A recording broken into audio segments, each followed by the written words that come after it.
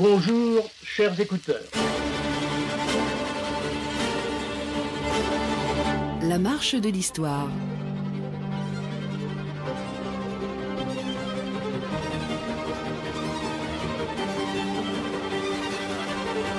Jean Lebrun.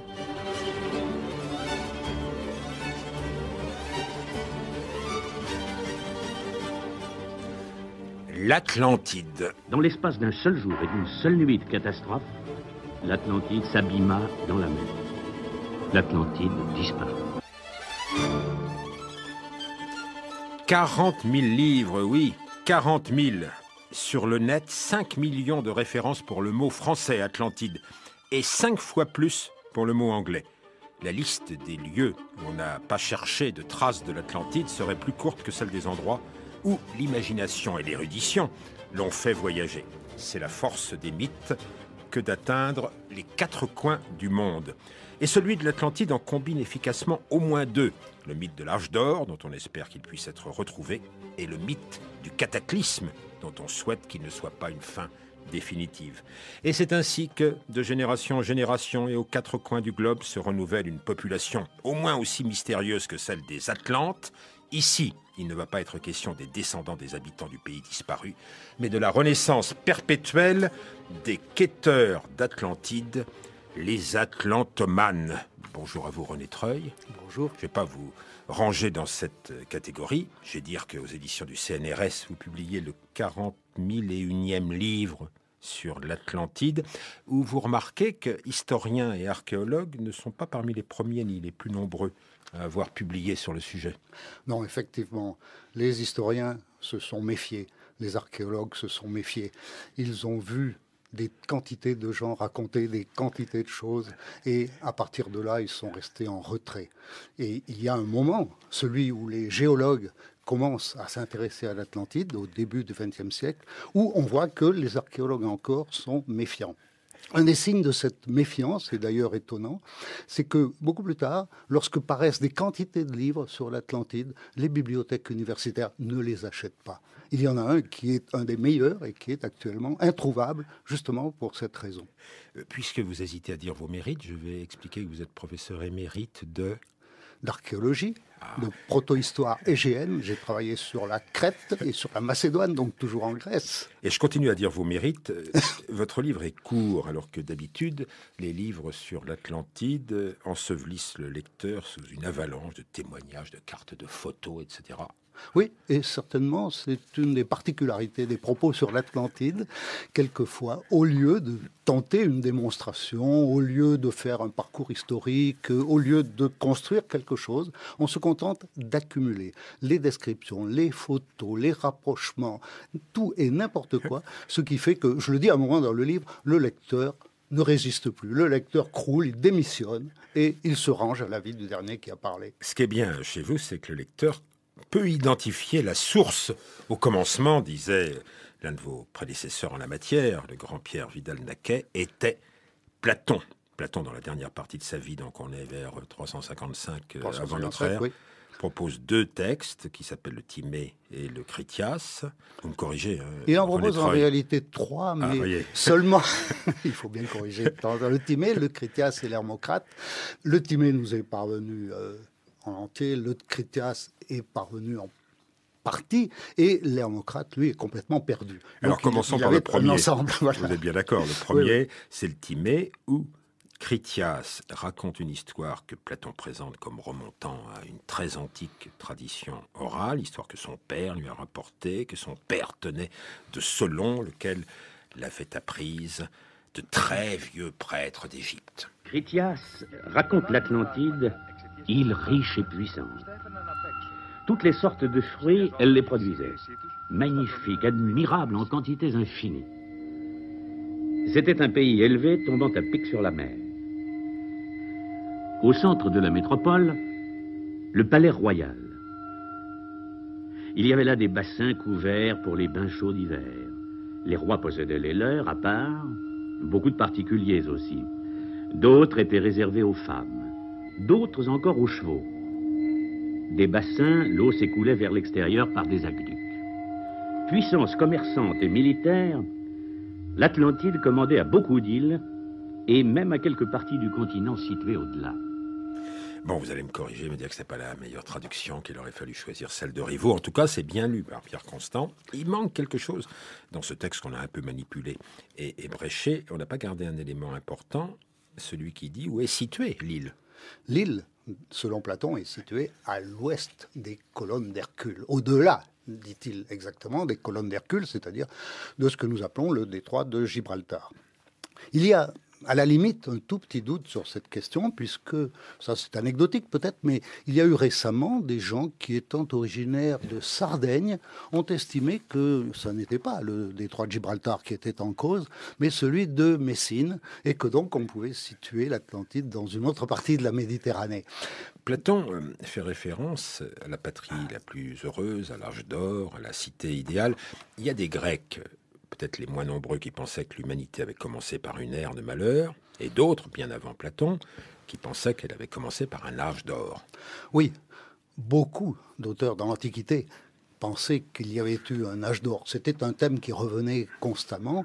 On peut le trouver déjà chez Homère, lorsque Ulysse aborde dans Phéacie, la description qui est faite du pays est celle d'un pays idéal, d'une sorte d'âge d'or, où même le roi partage ses richesses avec ses sujets. Donc il y a déjà des éléments idéaux là-dedans.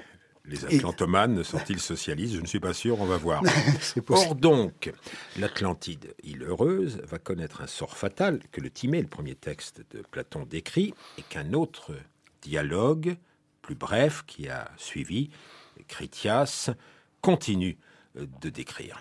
Ils perdaient toute convenance dans leur manière de se comporter. Et leur laideur morale se révélait à des yeux capables de voir.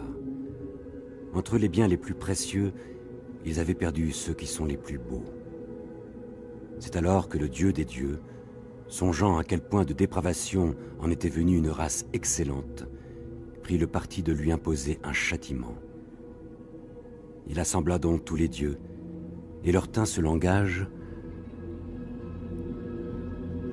Malheureusement, nous ne connaîtrons jamais la fin de l'histoire, car le récit de Platon s'arrête là. Voilà, les archéologues de Radio France ont reconnu la voix de notre maître Robert Arnault, qui dit vrai, le Critias s'arrête là. Donc il y a la combinaison de deux grandes idées, l'âge d'or et puis le cataclysme, la destruction. Donc il y a bien eu, confirmé mon intuition René Treuil, une tradition orale venue de très très loin. Les Grecs sont des enfants par rapport à cette tradition. Ils ne connaissent pas oui, c'est ce que leur dit Solon. La tradition orale blanchie depuis 9000 ans et dont Platon aurait pu rassembler les vestiges. Oui, mais la tradition orale ne porte pas exactement sur l'Atlantide. C'est ça le problème. La tradition orale porte sur l'âge d'or. Et l'âge d'or, je parlais d'Homère tout à l'heure, il y a un instant, mais il y a aussi Hésiode qui, par exemple, a raconter en long et en large le mythe de l'âge d'or, ou plutôt d'une race d'or qui aurait précédé une race de bronze, puis de fer, etc. Donc la succession un petit peu attendue des périodes, des âges, de leurs mérites respectifs. Mais l'Atlantide n'apparaît pas dans toutes ces histoires-là. Je pense qu'elle doit se rattacher à ce mythe de l'âge d'or, mais que le mythe de l'âge d'or est plus universel, plus ancien, il préexiste. Mais certains, je ne sais pas si vous en êtes, disent que Platon a créé un nouveau mythe. Après tout, il en avait déjà créé d'autres, le mythe de la caverne, et qu'au fond, il parle de politique, il parle d'Athènes, de ce que devrait être la cité idéale, et de ce que la cité idéale peut encourir comme risque si elle perd ses principes moraux. Oui, s'il nous parle de l'Atlantide, c'est au fond pour mieux nous parler d'Athènes. Et là, je crois qu'il n'y a pas trop à hésiter, parce que tous les hellénistes sont d'accord finalement, et également Pierre Vidal-Naquet, que vous avez cité, qui est historien. Tout le monde est finalement d'accord pour dire qu'en 355, Platon s'adresse à ses concitoyens et leur dit « Attention, votre cité a fait preuve de ce qu'on appelle l'hubris, la démesure. Elle est allée trop loin, elle a construit une flotte, elle a lancé des expéditions maritimes jusqu'en Sicile, etc. Et finalement, elle s'est fait battre par ses propres alliés. Donc évitons cette démesure, évitons cette arrogance, dirions-nous aujourd'hui, et soyons plus modestes. Bon, c'est une leçon de morale. Je vous sens un peu atlanto-sceptique. Il n'y a pas tellement d'ailleurs d'atlantomanes pendant l'Antiquité. Enfin, Aristote transmet le mythe. Sans trop y croire. Hein. Le Moyen-Âge le garde en veilleuse, avec justement la source Aristote. Oui. Et puis, ça se conjugue, c'est en concordance, le mythe de l'Atlantide peut-être avec celui du déluge dans la Genèse.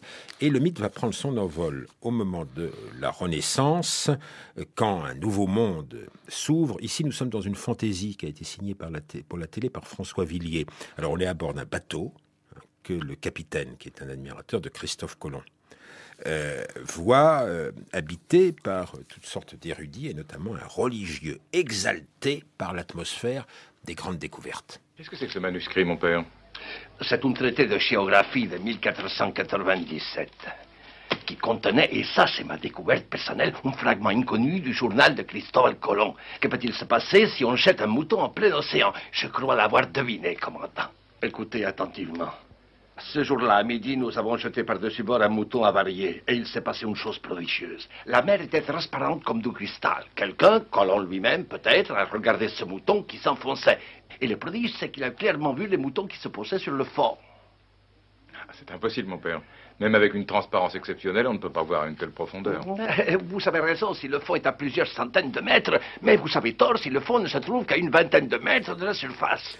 Alors après Christophe Colomb, les nouveaux mondes qu'inventorient les cartographes, c'est un affleurement de mystères, comme c'est au fond sur lequel tombe le mouton, une floraison de questions.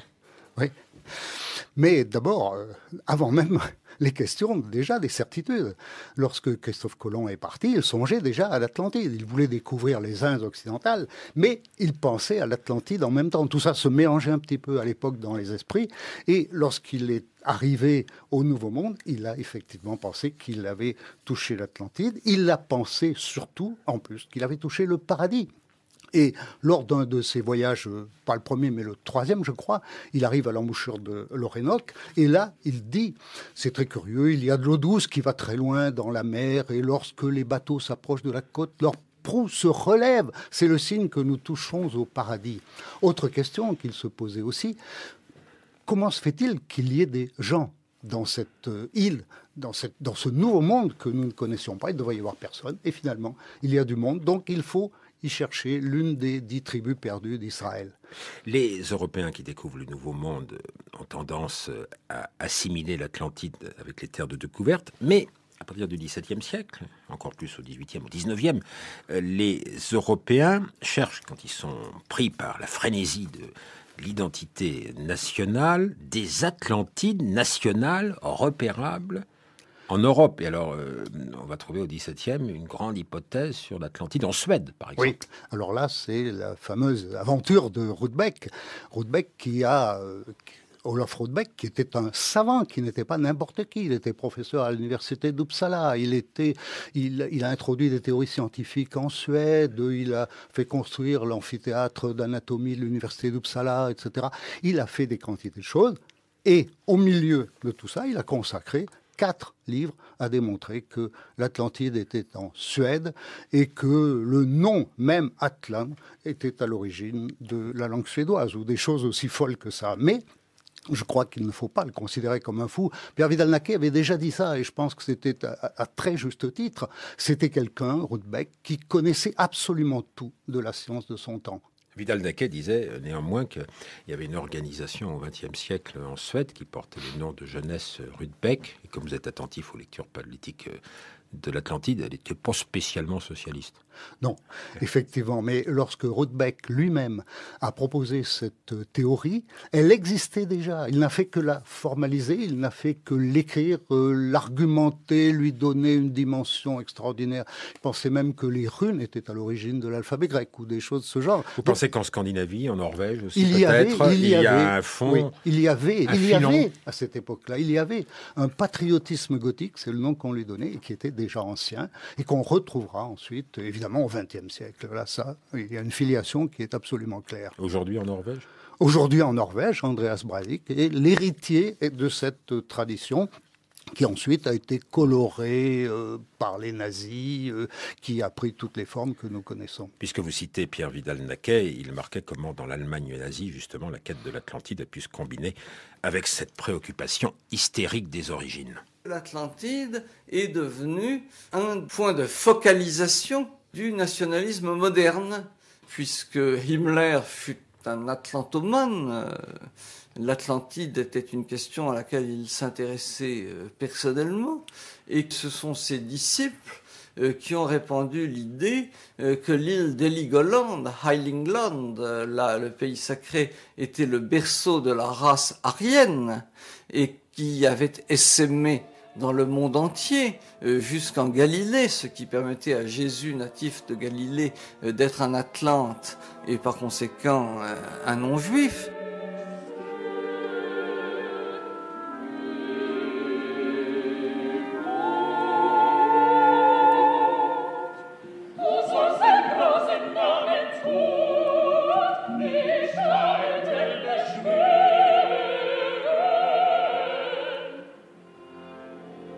Jésus était peut-être un Atlante, mais Victor Ullmann et pour le livret Peter Kien ont composé à Térésine, dans le camp bien connu, cet opéra, L'Empereur de l'Atlantide. Tous deux mourront à Auschwitz. Alors on était en Europe, allez, larguons les amarres, rejoignons enfin le Nouveau Monde, et au Nouveau Monde, les États-Unis. Si aujourd'hui 41% des Américains pensent que l'Atlantide a existé et connu une civilisation avancée, ça tient, René Treuil, au grand succès durable du livre sur le monde antédiluvien de Ignatius Donnelly. Oui, ça tient à ça, mais ça tient aussi à la puissance intrinsèque du mythe. Je me demande quel serait le pourcentage qu'on obtiendrait. Si on faisait la même enquête en France ou en Europe, je crois qu'il serait quand même important, intéressant. Alors Donnelly, c'est un républicain. Alors Donnelly, c'est un type extraordinaire. C'est un aventurier de la politique américaine. C'est un républicain. Il a été gouverneur d'un État. Il a fait tous les métiers. Il est devenu finalement plutôt anarchiste à la fin de sa vie. Il a fait tout. Mais il a aussi écrit ce livre sur l'Atlantide où il combine tout, une érudition, une force de persuasion, une conviction extraordinaire, et ce parallèle dont on peut penser absolument ce qu'on veut entre les pyramides du Nouveau Monde et les pyramides d'Égypte. Pour lui, le rapprochement entre les deux ne peut s'expliquer que par une origine commune, et cette origine commune, c'est forcément l'Atlantide, qui donc serait pour lui à l'origine de l'humanité moderne. Alors, il introduit une nouveauté dans l'atlantomanie, Donnelly, c'est le thème des Atlantes survivants que met en scène, beaucoup plus tard, là on est au XXe siècle, en 2001, le studio Walt Disney. Vous aimez bien ce film qui a été consacré aux aventures de Monsieur Tchatch, qui cherche l'Atlantide. Ah bah si, c'est le seul qui trouve grâce à peu près dans la filmographie de l'Atlantide à vos yeux. Oui, il faut bien donner quelque chose quand même. Il faut bien c'est assez drôle. Répartir un petit peu les critiques. Parce que quelle langue parlent-ils, nos amis Atlantes? C'est que ces guignols, d'où ils sortent? Ce sont sûrement des Atlantes. Je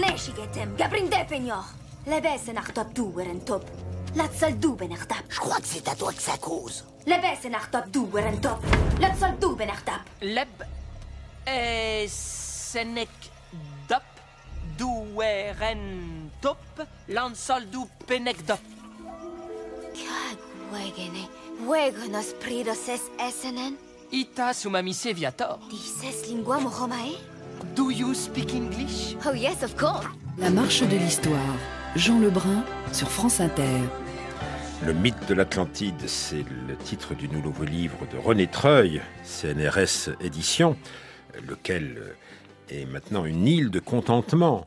Walt Disney et Donovan, que vous citez dans votre livre aussi, 69. Mais pas pour les paroles, pour la période. Comment My Antediluvian Baby, c'est un peu court, un peu léger comme parole. Comment c'est intéressant, parce que Donovan... Non, ce qui est intéressant, c'est l'époque. C'est l'époque.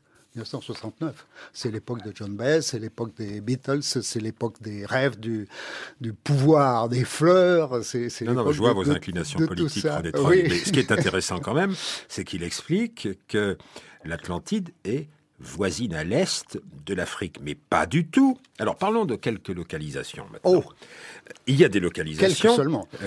On va faire des choix, comme dans votre livre. Il y a des localisations en Afrique, la Namibie, le Nigeria. Et alors, depuis très longtemps, on pense au Sahara. L'idée circule dès la fin du 19e, non? Oui, oui, absolument. Il y a des gens qui enseignent ça, des géologues, des géographes qui enseignent ça dans leurs universités, très officiellement, comme si c'était une vérité connue. Il y avait un cours sur l'Atlantide à l'université de Lyon. Absolument. Peut-être Pierre Benoît l'a-t-il entendu. En tout cas, il s'en est inspiré. Il s'en est inspiré, c'est quand, clair. Après avoir fait son service militaire en Afrique, il a imaginé dans son second roman, L'Atlantide, que le texte intégral du Critias de Platon était conservé. Moi, j'allais dire à Tombouctou, et les islamistes risquent de le voler après la crise de Tombouctou. Non, mais dans le Hogar. Oui. Hein. Et qui habite le Hogar? Une souveraine qui attire dans son labyrinthe des officiers et des explorateurs qu'elle fascine. Ne soyez pas surpris de m'entendre appeler des Berbères. De nom grec. Critias. Le Critias ou l'Atlantide, le plus hermétique des dialogues de Platon.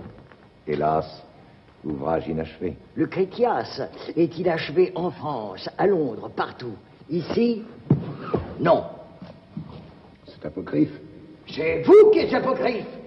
Ce livre est le Gotha de notre souveraine, le livre des livres, l'anthologie d'Antidéa, la lointaine fille de Neptune, la dernière des Atlantes. La dame des dames, la sultane, la souveraine absolue, la vivante reine de Saba. Ce manuscrit démontre que le château des Atlantes n'a pas été englouti par les vagues de l'Atlantique, mais qu'au contraire, il correspond au Hogar, au centre du Sahara. Ah oui, le château des Atlantes correspond au Hogar. Qu'est-ce que la reine de Saba vient faire là? La reine de Saba? Oui, vous n'avez pas entendu Reine de Saba? Si, moi j'ai entendu Reine de Saba. Je pensais que vous alliez dire que les atlantomanes mélangent tout. Ils sont un peu érotomanes à partir de ce moment-là aussi, les atlantomanes. À partir de ce moment-là, oui, ils le sont. Et on retrouve très souvent des personnages de femmes un peu fatales qui attirent les hommes et qui les font tomber dans la luxure, etc. Et qui en même temps leur procure une espèce d'initiation aux secrets, aux aspects secrets de l'Atlantide. Mais Pierre Benoît jouait aussi à cette époque-là sur d'autres registres, sur le registre colonial par exemple, puisque on était de Pierre Benoît. On était dans une région qui était colonisée, et donc le simple fait d'avoir pu envisager qu'autrefois il y ait eu une reine blanche, là-dedans une population blanche, c'est quelque chose qui pouvait justifier indirectement la colonisation. C'est-à-dire qu'en 1960, quand on rêve de pouvoir garder le Sahara français, c'est la même époque qui voit un archéologue qui s'appelle Lotte. Parlons un peu des archéologues. Oui. Déchiffrer les archéologues sont les textes comme les autres, malheureusement. Du Tassili. Ouais. Et Lotte, comme beaucoup d'autres, à la même époque, c'est assez symptomatique d'une époque, voit des traits mycéniens, grecs ou inversement barbares, et il baptise ces figures qu'il découvre dans le Tassili, il les baptise de noms évocateurs, de noms qui évoquent la Grèce, le guerrier ceci, la femme cela, etc. Et il ne prononce pas, alors il faut lui reconnaître ça, il ne prononce pas le nom d'Atlantide, et lorsque la question se pose à lui, ai-je découvert l'Atlantide? Il répond non, parce que pour découvrir l'Atlantide, pour découvrir quelque chose, il faudrait que ce quelque chose ait existé. Deuxième hypothèse qui paraît plus raisonnable, c'est la mer Égée. En mer Égée, la Crète et surtout Santorin. Alors, fin 19e, Arthur Evans, grand archéologue, imagine le régime crétois avant même d'avoir fouillé les ruines des palais de Knossos qui vont exercer une fascination extraordinaire sur ceux qui les visitent. Oui, on peut dire que 1900 marque une date décisive. Là, les choses sont bouleversées, on peut dire durablement, puisque on voit apparaître au monde une civilisation qu'on ne connaissait pas. Il y avait eu la même chose avec Schliemann quelques années avant, mais là, avec Evans, c'est maintenant la civilisation minoenne avec toutes ses vertus, elle est artistique, démocratique. Le régime crétois aussi. Alors, elle est est en Crète, elle est à Santorin. Mais lui ne prononce pas le mot d'Atlantide. Non, non. Et les géologues sont comme les autres, comme les archéologues, et les vulcanologues sont comme les autres. Voici ce que décrivait Haroun Tazieff, avant d'être secrétaire d'État au risque majeur. L'explosion d'une part et le raz-de-marée, ou plutôt l'onde marine, le tsunami, comme il vaut mieux l'appeler, que cette explosion a déclenché, a anéanti la célèbre civilisation minoenne qui régnait en Crète.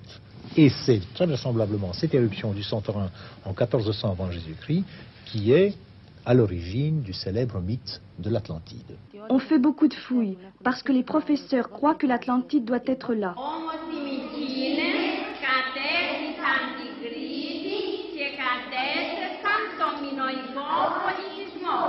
La civilisation minoenne s'imposa sur la civilisation du monde entier.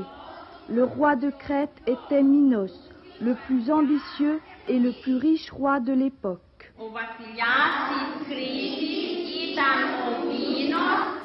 Voilà, nous sommes au début des années 70, après qu'est intervenu Haroun Tazieff, et avant que n'intervienne le commandant Cousteau, qui fait un film où il développe l'hypothèse Santorin.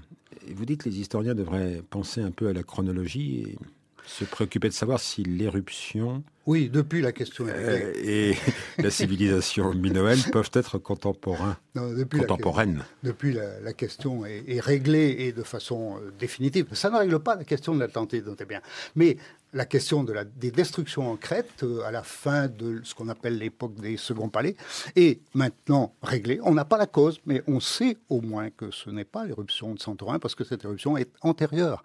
Et les traces de cette éruption sont surmontées à différents endroits. Là, c'est l'archéologie qui arrive au secours. Évidemment, elles sont surmontées à différents endroits par des couches qui appartiennent toujours à cette civilisation minoenne. Donc, la destruction n'arrive que plus tard. Oui, mais tel que je vous connais, vous avez aussi une lecture politique de Santorin liée au personnage qui a dirigé les fouilles et organisé ce culte jusque dans les écoles. On entendait un reportage tout à l'heure, le professeur Spyridon Marinatos. Spyridon Marinatos, c'était un personnage assez curieux, c'était un personnage envahissant, important. Il a été directeur des Antiquités à l'époque de la junte des colonels et naturellement, il ne faisait pas bon à cette époque-là s'opposer à lui. On voit bien que certains auteurs de ses collègues n'ont pas osé tout simplement le contredire. Et ceux qui l'ont contredit, c'est ceux qui n'avaient pas de risque archéologique, qui n'avaient pas de fouilles ou qui ne fouillaient pas en Grèce. Ceux-là pouvaient le faire. Quant à ce qu'on entend sur le Minoikos Politismos, la civilisation minoenne, là, dans l'extrait enregistré dans une école, c'est amusant parce que maintenant, on en est à, non pas à écouter ça, on en est à étudier ça.